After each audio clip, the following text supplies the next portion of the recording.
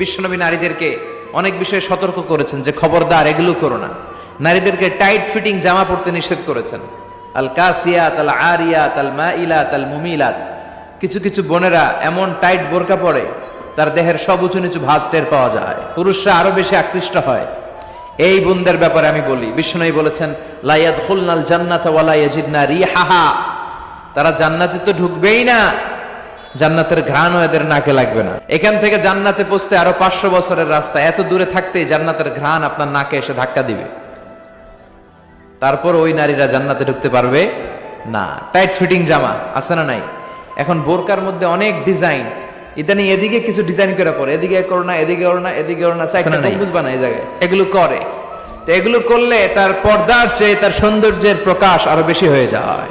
এরপরে বিশ্বনবী নিষেধ করেছেন ঝাঁঝালো পারফিউম দিয়ে বেরোতে নিষেধ করেছেন। আমার বোনেরা নিজেদেরকে ক্লিন রাখবেন,